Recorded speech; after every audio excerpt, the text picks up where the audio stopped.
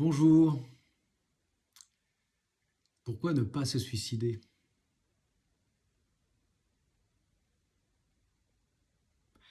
C'est une question que je me pose tous les jours, tout en me disant que je n'ai pas le droit de me la poser, car ce n'est pas une pulsion, ce serait un suicide rationnel pour ma part. Et je sais bien que beaucoup de gens ont cette pulsion de mort qui les submerge. Beaucoup de gens ont des raisons viscérales d'y penser.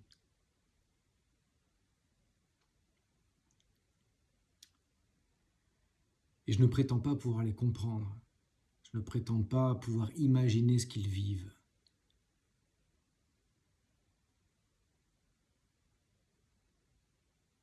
J'ai un petit peu honte de cette pensée parce qu'elle est, comme je vous le disais, rationnelle. C'est-à-dire que tous les jours, je me dis que j'ai pas envie de participer à ce monde de merde en réalité. Et aussitôt après, je me dis, mais j'ai pas le droit de dire que c'est un monde de merde avec les gens formidables qui m'entourent. J'ai énormément de chance, j'ai des amis formidables, nombreux, proches. J'ai des... J'ai une famille formidable. Il y a des gens que j'aime, qui m'aiment autour de moi. Et je n'ai pas vraiment ce désespoir viscéral que je sens chez certaines personnes.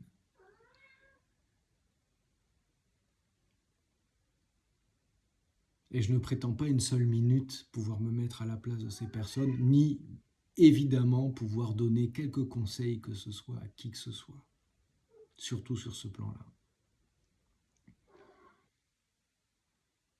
Mais ça fait des années que je n'arrive pas à participer à ce monde. Il y a quelqu'un qui s'inquiète pour moi.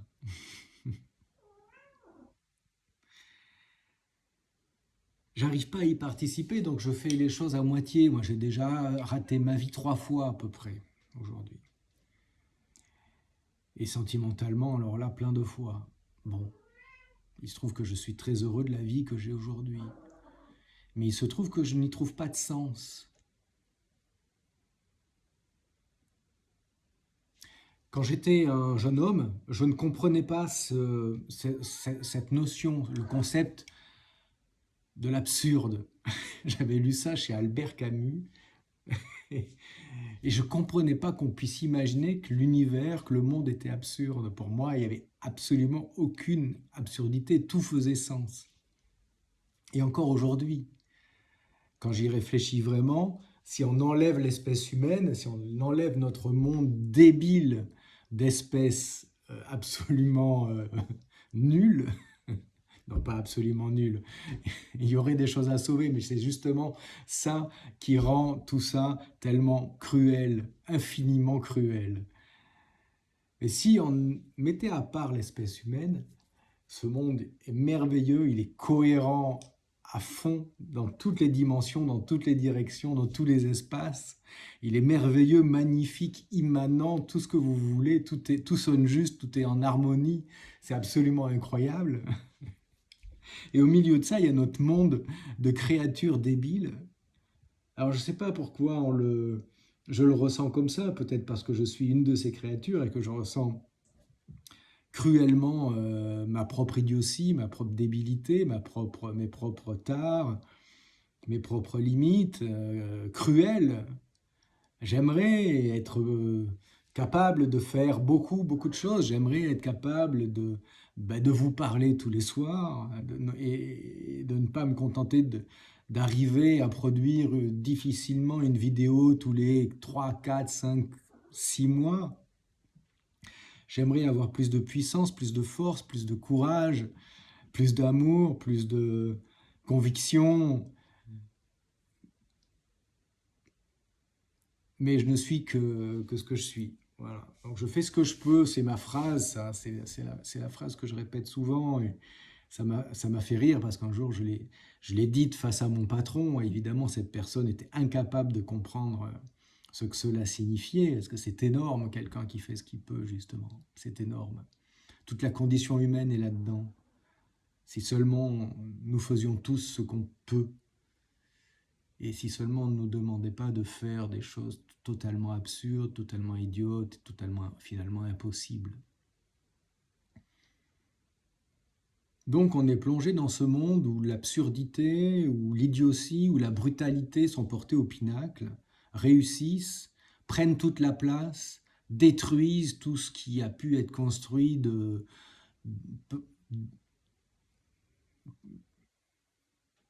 petit peu intéressant, ou même de très intéressant, parce que même rationnellement, elle est idiote mon idée de vouloir me supprimer. Elle est idiote parce que rationnellement, même l'espèce humaine est merveilleuse. Moi, je suis fasciné par la pensée humaine, par cette histoire multimillénaire de la pensée humaine, la philosophie, la littérature, l'art, tous ces esprits incroyables qui nous laissent des productions. Ils ne se contentent pas d'être. Ils arrivent, eux, à nous laisser des choses incroyables, des ouvrages incroyables. Et quand je pense à ça, je m'aperçois que l'espèce humaine est un événement merveilleux. Mais on se laisse produire un monde de merde, le monde dans lequel nous nous enfonçons petit à petit. Là, on a quelques sursauts de génie, quelques sursauts de lucidité à certains moments, à certaines époques. Et puis on se laisse piétiner par des gros connards. Et j'ai jamais compris pourquoi, et ça m'a toujours totalement désespéré, totalement, à tous les niveaux, hein, tous les niveaux de l'élite. Enfin, c'est comme si rien ne fonctionnait. Moi, j'ai fait des études à très haut niveau. J'ai été docteur en sciences dans des laboratoires très prestigieux en France. Et j'ai côtoyé au sein de ces institutions des personnes qui étaient fondamentalement, profondément stupides. Docteur en sciences, recouvert d'honneur, tout ce que vous voulez. Alors c'est toute la complexité de l'esprit humain. Et c'est toute l'erreur d'ailleurs, enfin c'est une des grandes erreurs de notre civilisation. On est en train de s'en apercevoir un petit peu, mais c'est difficile d'avoir cru qu'il y avait une intelligence et puis qu'à partir du moment où on était intelligent, tout allait bien, on pouvait faire partie de l'élite et qu'il y allait y avoir une méritocratie avec ça. Alors bon, d'une part, la méritocratie, déjà en soi, c'est un principe pervers, c'est un principe qui porte en lui-même les germes de sa propre destruction et de sa propre inefficacité. Mais même si on le prenait, même si on y croyait, la méritocratie, en fait, comment juge-t-on de la qualité de quelqu'un enfin, il y a certainement 10 000 intelligences, 10 000 facettes de l'intelligence humaine différentes, toutes différemment envisageables, toutes différemment évaluables. Et on commence à avoir conscience qu'il faudrait prendre en compte toutes ces formes d'intelligence. En fait, on est en train de s'apercevoir, je pense qu'on est en train de s'apercevoir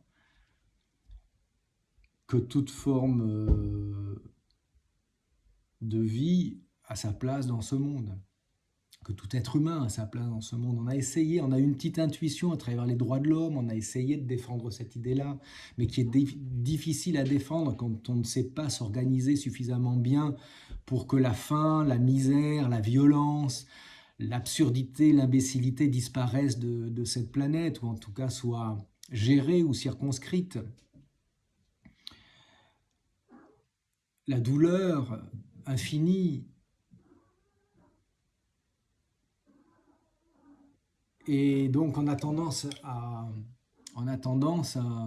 douter que chacun ait sa place sur cette planète parce qu'on n'arrête pas de multiplier notre nombre, on n'arrête pas de produire des personnes violentes, on n'arrête pas de produire des personnes idiotes, on n'arrête pas de produire des personnes misérables, en train de mourir de faim dans les caniveaux du monde.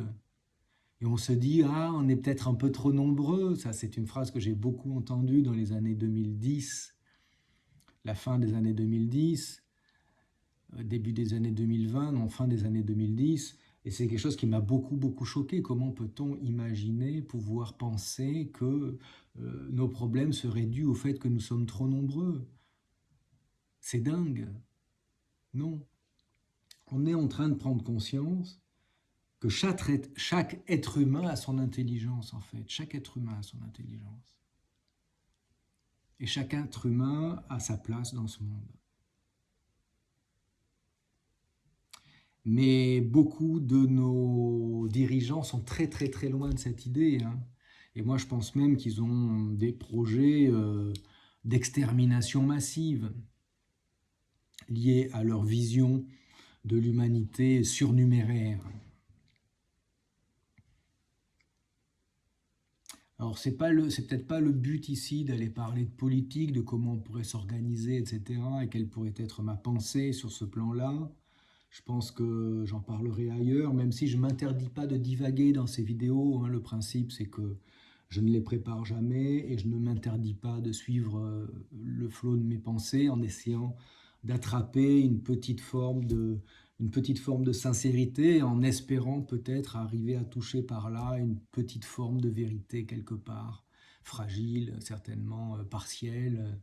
Et en tout cas, je n'ai pas aucune prétention par rapport à ça, c'est juste une recherche. Et par rapport au suicide, ces vidéos m'aident beaucoup. Elles sont trop rares. En fait, elles ont l'air de pas grand-chose, je pense, ces vidéos. Elles me prennent beaucoup. Alors, je ne vais pas dire de travail, parce que c'est pas ça. Je ne suis pas dans le travail, je refuse d'être dans le travail, je veux être dans la facilité. Mais cette facilité, je ne l'obtiens qu'après des mois et des mois de concentration, en fait. Et c'est très rare, ils sont très rares les moments où j'arrive à être dans l'état que je souhaite, dans lequel je souhaite être pour réaliser ces vidéos. Enfin bon, je ne vais pas vous faire une description de ça, c'est juste une recherche voilà. Et j'aimerais qu'elles soient plus nombreuses, ces vidéos, parce que j'étais en train de vous dire que ces vidéos, elles m'aident beaucoup. Elles m'aident beaucoup parce que j'ai l'impression de faire quelque chose, et en tout cas, j'ai besoin de parler. J'ai toujours besoin de prendre la parole, et je suis un taiseux, moi, dans la vie. Parce que je pense que souvent que la parole, elle a besoin la parole, elle a besoin d'un cadre. La parole dans le vent, elle se disperse, elle se perd.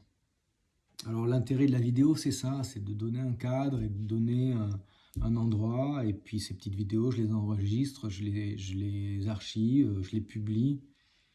Et elles ont le mérite, pour moi en tout cas, hein, elles ont le mérite d'exister et de participer à une toute petite partie de ce que j'aimerais faire dans la vie.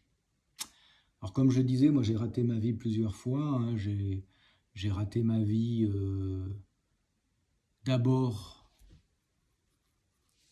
J'ai raté d'abord ma vie d'adolescent quand j'ai fait le choix de suivre des études scientifiques plutôt que de devenir comédien.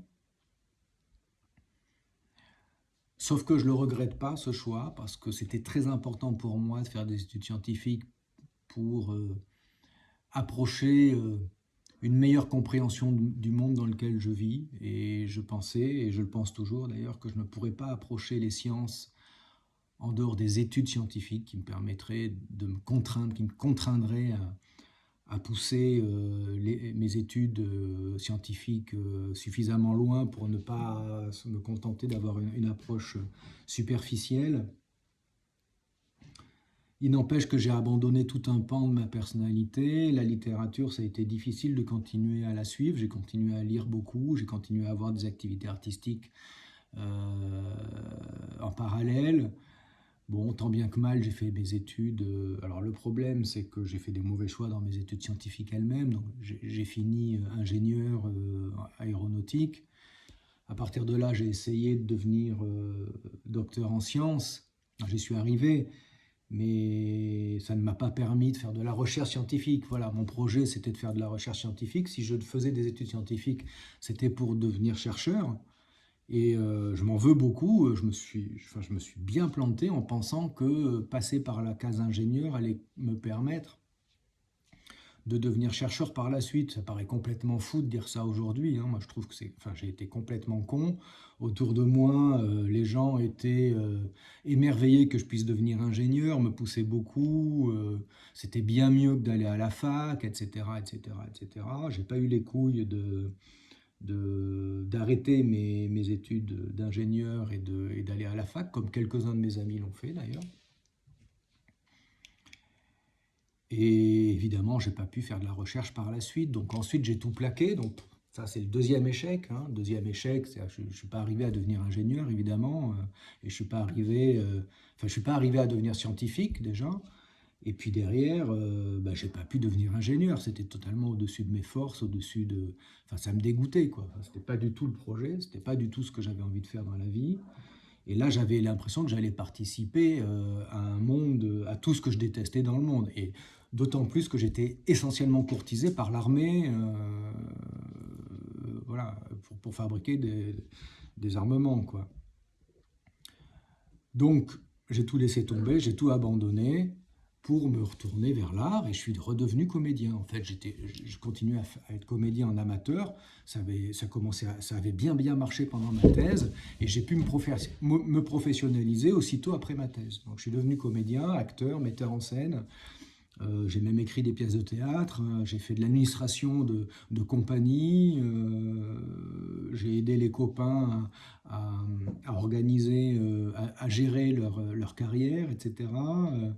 J'ai fait ça j'ai été prof de théâtre, j'ai même eu le brevet d'État de professeur d'art dramatique. J'ai enseigné en UV à l'université d'ailleurs, en enseignement du théâtre.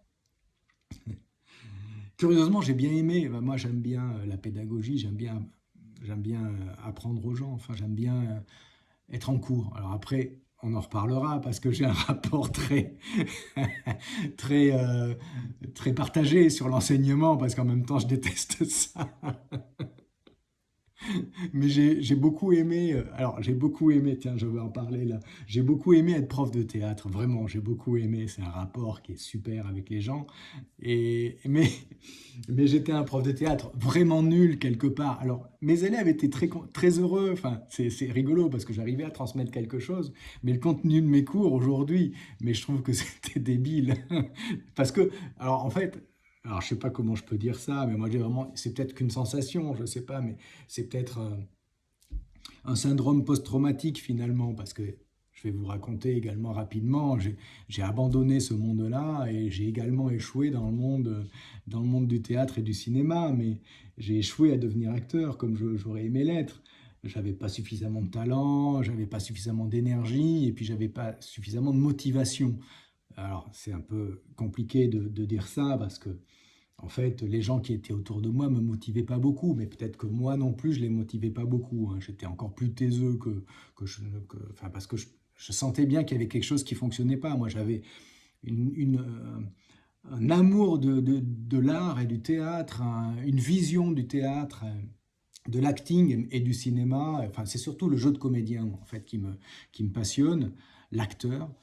Et j'avais une vision de ça qui semblait absolument pas pouvoir se réaliser dans le cadre dans lequel j'évoluais, quoi. C'était très loin. Alors j'ai essayé de jouer le jeu, d'aller vers les pratiques des uns et des autres qui étaient autour de moi, mais je sentais, sans vraiment savoir pourquoi, que ça me plaisait pas en fait, au final.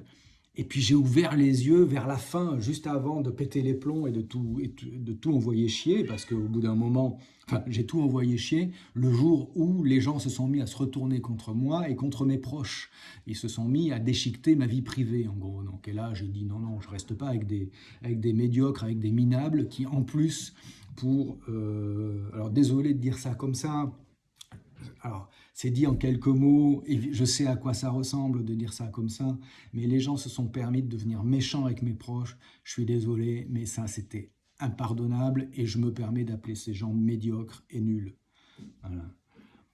Je me suis fait harceler par des faux fans qui grimpaient sur mes balcons pour venir hurler la nuit. Il y a plein de gens qui sont venus raconter des horreurs à ma compagne, avec qui ils étaient absolument horrifiés que je puisse être en couple. Je venais juste de rencontrer quelqu'un de merveilleux, d'absolument extraordinaire. Évidemment, c'est quelqu'un qui faisait rêver tout le monde dans le milieu du théâtre. Et beaucoup de gens sont devenus très violents, notamment à cause de ça, puis à cause du fait que j'avais mine de rien une position de pouvoir, j'avais une position de pouvoir dans le monde du petit théâtre régional de ma région, et que j'avais été abandonné par quelqu'un, et ça avait été le signal qu'on pouvait me lyncher, donc plein de gens s'y sont mis. Voilà. Bon, ceci dit, peut-être que c'est moi qui suis aigri et qui vois les choses comme ça parce que je veux me donner des raisons qui ne seraient pas mon manque de talent et mon manque de combativité et mon manque d'énergie. Mais bon, j'avais également, je pense, un certain manque de talent, d'énergie et de combativité qui ont fait que j'y suis pas arrivé. Si vraiment j'avais eu vraiment la niaque, j'y serais arrivé malgré ça, et je serais resté, et j'aurais continué. Bon, ça a été plus compliqué que ça. Bon, toujours est-il que j'ai également raté ma vie de comédien. Donc voilà, troisième échec cuisant.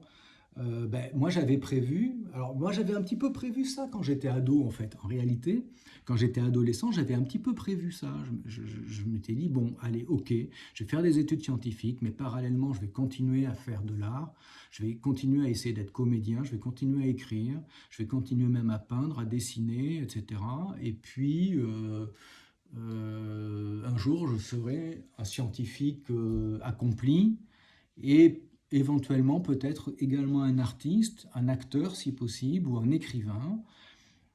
Et si je ne suis rien de ces trois choses, ben je me suiciderai. C'est pas compliqué. Voilà. J'avais décidé froidement, étant adolescent, je m'étais fait ce contrat-là avec moi-même. Si j'y arrive pas, c'est pas la peine de continuer. Et c'est ce qui s'est passé quand j'ai échoué à devenir acteur. En fait, c'est le troisième. Enfin non, c'est pas vraiment le troisième, c'est le deuxième. C'est le troisième échec, mais c'est le deuxième espoir qui s'est effondré. Derrière ça, ben, j'ai rassemblé mes forces. Je suis allé bosser à l'usine pour pouvoir, pendant 2 ans, pouvoir me consacrer à l'écriture. J'ai écrit 2 bouquins et j'ai essayé de les faire publier, j'ai essayé de les faire lire.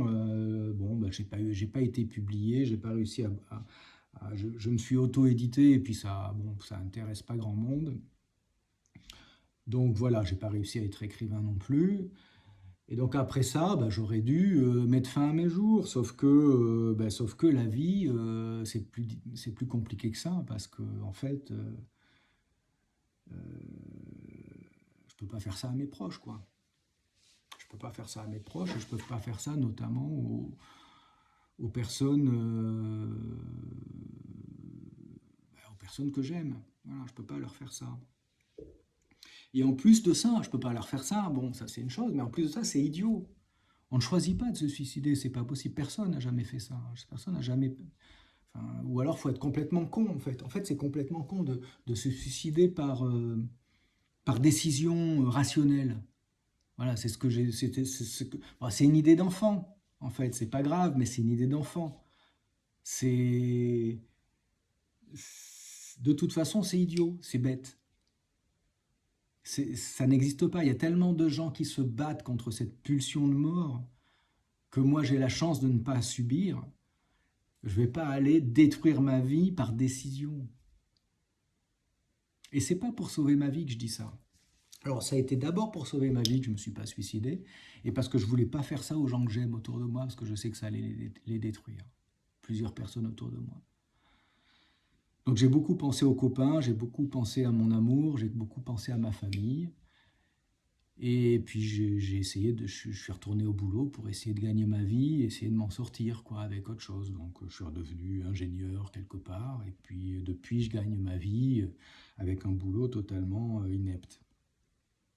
Mais bon,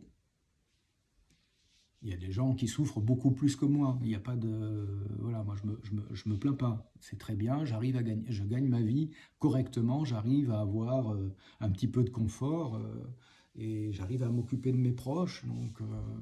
Donc c'est très très bien. C'est très très bien. Mais surtout, surtout, d'où le titre de cette vidéo, pourquoi ne pas se suicider? En fait, pourquoi ne faut-il pas se suicider? Pourquoi il ne faut pas se suicider? Il ne faut pas, surtout quand on se croit surnuméraire, surtout quand on croit qu'on a raté sa vie, personne ne rate sa vie. La seule façon de rater sa vie, c'est de mourir, justement. C'est le seul moment où on rate sa vie. C'est comme si on ratait une marche, quoi. Le seul ratage dans la vie, c'est la mort.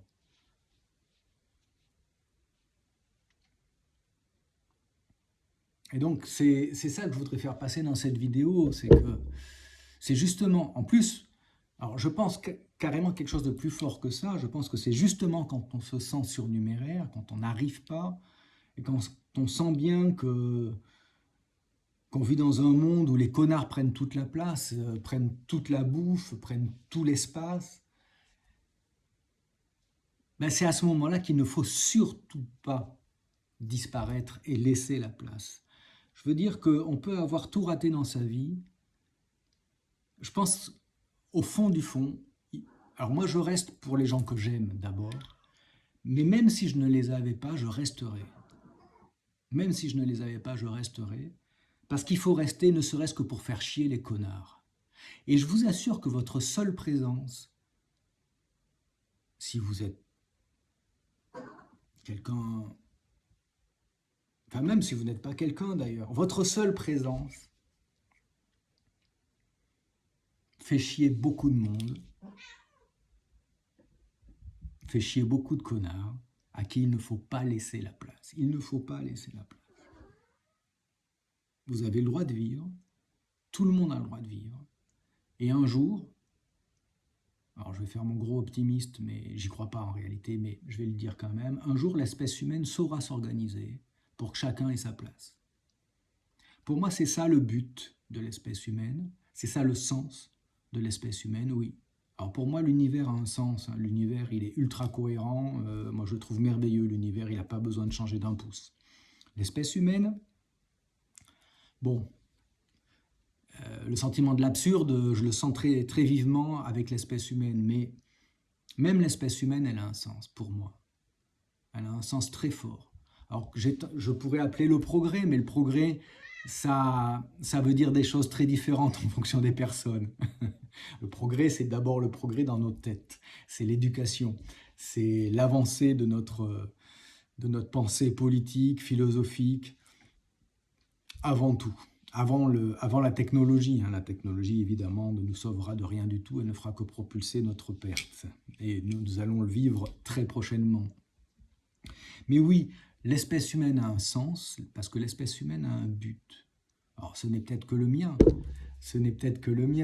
mais l'espèce humaine a un but, c'est de devenir moins conne. Bon, alors c'est vite dit comme ça, mais le but, c'est justement que tout le monde ait sa place et qu'on vive en harmonie,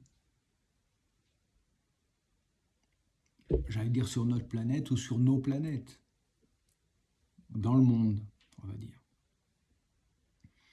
Et ça, c'est un but que beaucoup de gens croient inatteignable ou complètement utopique, mais je pense que c'est le seul vrai but.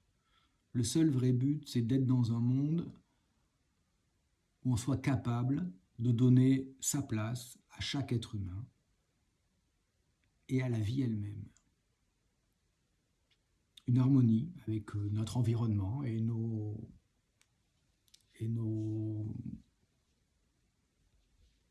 semblables. Alors c'est un peu naïf, hein, c'est dit très vite, très rapidement, mais bon, ouais, c'est un but ça peut être un but quand même. Okay. En tout cas, ce qui est sûr, c'est qu'il y a plein de gens qui l'ont pas, ce but. Okay. Après, derrière ça, moi je pense qu'il faut qu'on se pose la question de ce qu'on fait avec ces gens-là. Mais ça, j'en reparlerai dans une autre vidéo. Donc, Pourquoi ne pas se suicider? Parce que nous n'allons pas laisser la place.